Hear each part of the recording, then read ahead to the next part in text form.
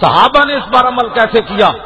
جب رسول اللہ ظاہری دنیا سے تشریف لے گئے، مسیلمہ کذاب کے ساتھ صحابہ کی جنگ شروع، اس دوران عبداللہ بن مسعود کے پاس بندے آئے، انہوں نے کہا جناب بنو حنیفہ کی انہوں نے جو اپنی مسجد بنائی ہے، جس طرح ٹٹی خانہ انہوں نے بنایا ہوتا ہے مرزائیوں نے، وہاں میں گزرا تو فیضا ہم یؤمنون بمسیلمہ، کہ وہاں میں نے دیکھا کہ لوگ مسیلمہ پر ایمان لا کر نماز پڑھ رہے تھے۔ عبداللہ بن مسعود نے صحابہ کو بھیجا، فرمایا ان سب کو گرفتار کر کے لاؤ۔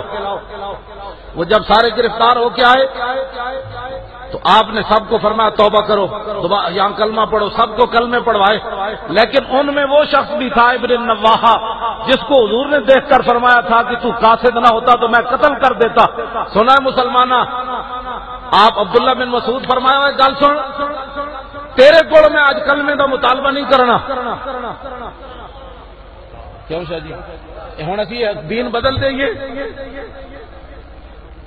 آپ نے فرمایا گل سن، میں اپنے آقا و مولا کو سنیا سی تیرے بارے کہ تو اگر قاصد نہ ہوندا تو میں تینوں مار دینا سی۔ میرے آقا نے فرمایا آج میں تینوں نہیں کہنا توبہ کر، تیرے منہ سے جو بات نکلی وہ ہو کے رہی۔ آپ نے فرمایا انہوں ایتھے نہیں قتل کرنا، انہوں بازار لے جاؤ، ساری دنیا نو دسو کہ اے او بندہ ہے جہدے بارے میرے آقا نے فرمایا سی اگر مجھے قدرت یعنی میرا اختیار ہوتا کہ میں قاصدوں کو بھی قتل کرتا تو اب میں تمہیں قتل کر دیتا۔ آج میرے آقا تو ظاہری حیات میں نہیں، عبداللہ بن مسعود موجود ہے، آج بازار میں جا کر اس کو قتل کرو کہ ختم نبوت کے منکر کی یہ سزا ہے۔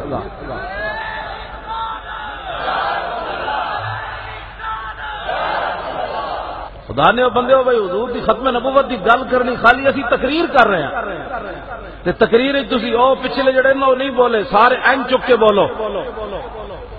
مرزائیاں دے حامیاں نو جتنے کوئی اتنے بیٹھے ہون جناب ایجنسیاں دے ٹاؤٹ ہیں جی مولوی صاحب سخت تقریر فرما رہے تھے تے جا کے جناب رپورٹنگ دین تے انہوں نے دسن بھائی مولوی صاحب تے کر ہی رہے سن لیکن مجمع بھی زمین تو چایا ہوا سی۔ ہاں ختم نبوت کا مسئلہ اتنا بڑا حساس ہے۔ پھر لاؤ جی قاری صاحب پھر لاؤ۔